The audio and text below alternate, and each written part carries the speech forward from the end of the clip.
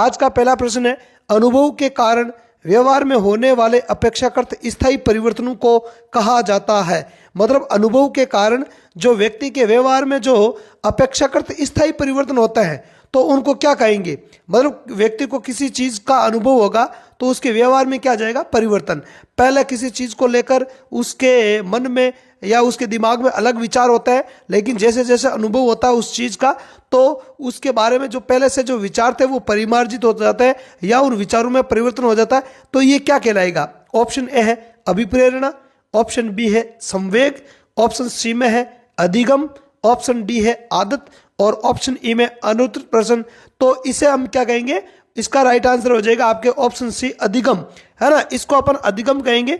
और आपको पता होगा ये एक परिभाषा है, किसकी परिभाषा है, ये गेट्स व अन्य की परिभाषा है कि अनुभव के कारण व्यवहार में होने वाले परिवर्तनों को अधिगम कहा जाता है।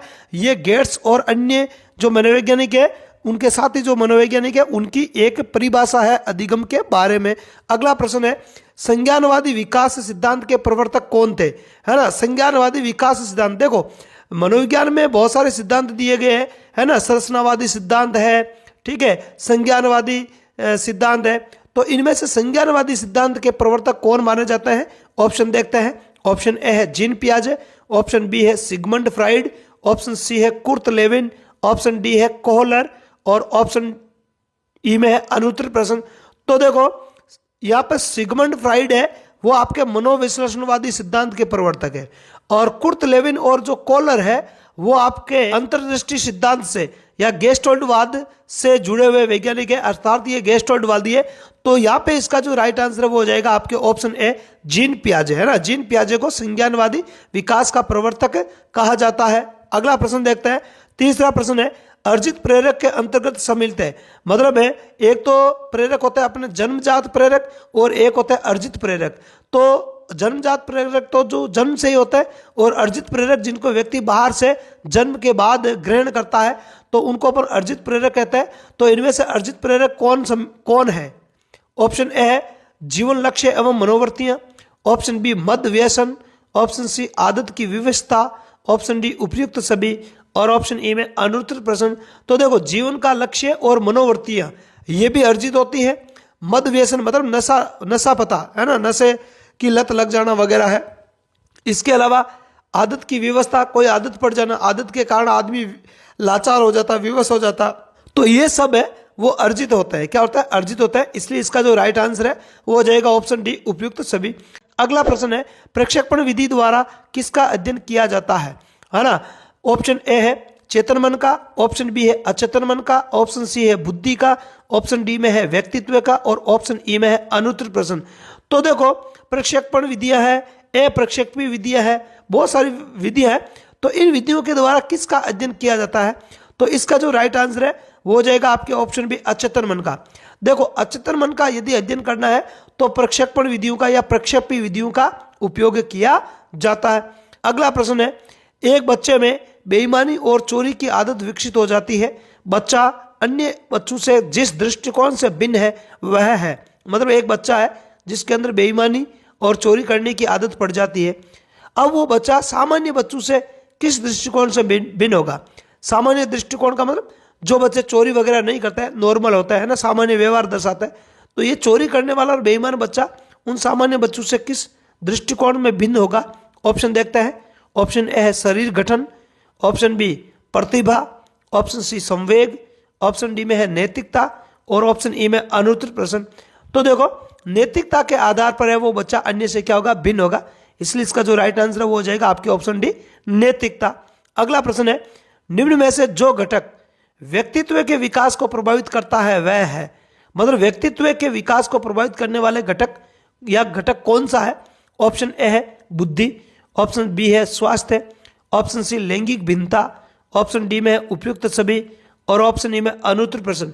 तो देखो व्यक्तित्व हर स्तर में अलग अलग होता है।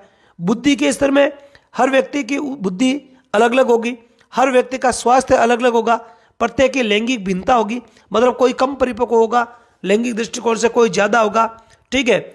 और इसके अलावा अगला आपके उपयुक्त सभी। तो इसका जो राइट आंसर वो हो जाएगा आपके ऑप्शन डी उपयुक्त सभी।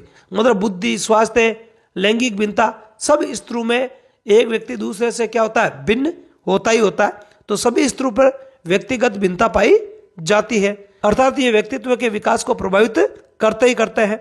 अगला प्रश्न है, बुद्धि का तरल मोज़ेक मॉडल किसने दिया था?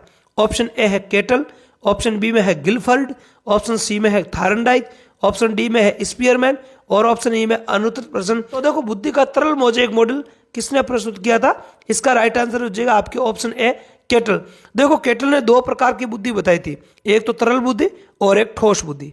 आगे बात समझ में, इसलिए उनके जो मॉडल है या बुद्धि का जो सिद्धांत है उसको तरल मोज़ेक मॉडल के नाम से भी जाना जाता है।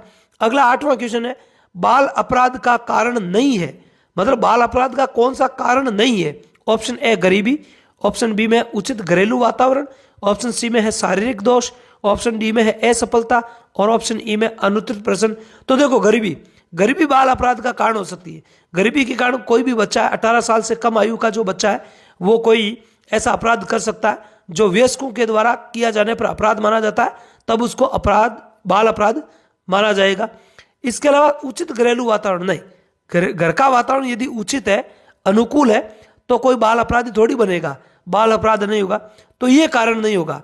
बाकी कोई शारीरिक दोष होता है तो बच्चा बाल अपराधी हो सकता है, या असफलता मिलती है उसको किसी कार्य में तो वो अपराध कर सकता है। इसलिए इसका जो राइट आंसर है वो हो जाएगा आपके ऑप्शन बी, घरेलू उचित वातावरण। अगला प्रश्न है, सृजनशील बालकों का विशेष लक्षण है। जो सृजनशील बालक होते हैं उनका विशेष लक्षण क्या है? ऑप्शन देखते हैं। ऑप्शन ए है समस्याओं के प्रति सजग नहीं होना, ऑप्शन बी है गतिशील चिंतन का अभाव, ऑप्शन सी है प्रबल जिज्ञासा, ऑप्शन डी है समायोजन के प्रति जागरूक नहीं होना और ऑप्शन ई में अनुत्तरित प्रश्न। तो देखो, सृजनशील बालक होते हैं वो समस्याओं के प्रति सजग होता है, ठीक है। गतिशील चिंतन का अभाव नहीं, उनमें गतिशील चिंतन पाया जाता है तभी तो वो सृजनशील होता है, ठीक है। गतिशील चिंतन का मतलब हुआ वो हर समय नया सोचने का प्रयास करते हैं, आगे बात सुने, नया क्रिएटिव कुछ ना कुछ करते रहते हैं। अगला प्रबल जिज्ञासा, हाँ बिल्कुल ये सही है ना, प्रबल जिज्ञासा इनका लक्षण है। और समायोजन के प्रति जागरूक नहीं होना, नहीं, वो समायोजन के प्रति जागरूक होते हैं, एडजस्ट करते रहते हैं, क्योंकि वो खुद क्या है, सृजनशील है ना, नई नई रचनाएं रचित करते रहते हैं, ठीक है। अपने आप को भी वो वातावरण के अनुसार एडजस्ट करते ही रहते हैं, ठीक है। इसलिए इसका जो राइट आंसर है वो हो जाएगा आपके ऑप्शन सी, प्रबल जिज्ञासा। अगला और आज का अंतिम प्रश्न है, ज्ञानात्मक पक्ष का अंतिम स्तर क्या है? ऑप्शन ए विश्लेषण, ऑप्शन बी है संश्लेषण, ऑप्शन सी में है मूल्यांकन, ऑप्शन डी में है ज्ञान और ऑप्शन ई में अनुत्तरित प्रश्न। तो देखो, ज्ञानात्मक पक्ष ये है क्या? देखो, बीएस ब्लूम ने 3 पक्ष दिए थे मूल्यांकन के, एक तो ज्ञानात्मक, एक भावात्मक और एक मनोगत्यात्मक, है ना, जिसको अपन ब्लूम की टैक्सोनॉमी बोलते हैं। तो मूल्यांकन के 3 पक्ष बताए थे, ज्ञानात्मक, भावात्मक और मनोगत्यात्मक। इनमें से ज्ञानात्मक जो पक्ष है उसको बीएस ब्लूम ने 6 भागों में बांटा था। कितने भागों में? 6 भागों में बांटा था। पहला था ज्ञान, दूसरा अवबोध, तीसरा प्रयोग, चौथा विश्लेषण, पांचवा संश्लेषण और छठा मूल्यांकन। तो अंतिम स्तर क्या है इसका? ज्ञानात्मक पक्ष का अंतिम स्तर होता है मूल्यांकन। क्या होता है? मूल्यांकन होता है। तो आज की क्लास में इतना ही।